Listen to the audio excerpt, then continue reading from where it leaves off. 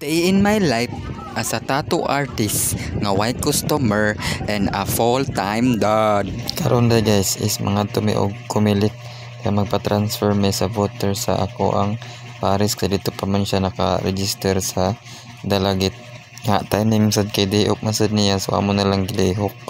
Nga pag agto pa ginamo is wala na mo ma-transfer kay close daw sila karon inig kahinapos pa sila mo balik og pa register o magpa-transfer. Nga among gibuhat is amon na lang gisuri-suro yung among bugoy kay karon pa man siya gawas og balik kay gikan pa man siya naglain ng lawas. May na lang ni masulit pud niya yang oras nga na ayang mama karon kay way trabaho. Grabe ganyang lingawa diha paglakaw-lakaw niya oh gilagyan siya halos pakupot pabuhi pa. Di para baka kay mo balance niya aura ganaw.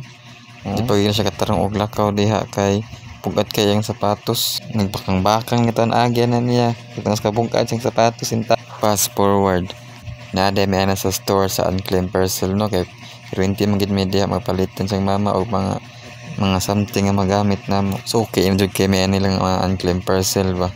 Adik nga kay may sige lang pamili diri. Daghan sa kag mapalit gud niya barato ra. Mao din ako mga napalit no, mga tattoo needle, unclaimed parcel na siya. Gamit jud kay na nako.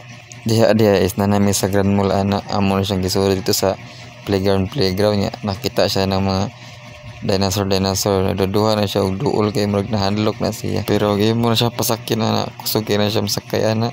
Ampay magina niya kana madagan-dagan na. Nya diha tan-aw lang sa siya kay dili pa may maka pasakay niya nakikuangan man budget na mo ana nga time. Sige na siya tanaw na yung dinosaur o tanawa. Duol na siya nako kay murag nahandlok na siya o puting kupot ana niya nako. Iya na siya mabuhi. Nilihok pag kalit ang dinosaur samot siya kahadlok. Naibong lang minawa yung mama palit na daw og siumay kay gigutom taon siya. Siya lang sa kung unang gipakaon kay bantay pa man ko sa bugoy. Guman niyang kaon ako ra man sa imong kaon unya birahan sa ko ng siumay ron. Lamay ra ba kay lang siumay? Nya diha ako din nagkaon diha. Kay niuna naman sila sa kangato sa pabaw kay malit lagi ko na yung mama og chinilas. Nya ang ending wa daga palit og chinilas kay wa maganayos mga chinilas na naka-display dito. Ang napalit ni dito is boxer kita on sa among bugoy. Nga pagid mi makasinabot pag saka nako sa taas kay ingon siya third floor kuno nya. Nara sila sa fourth floor.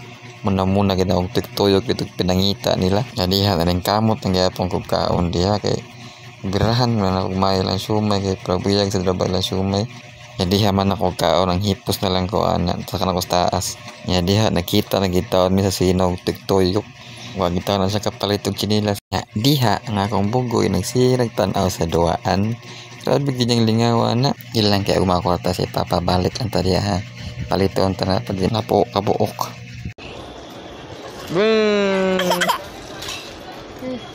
Hết cả đó.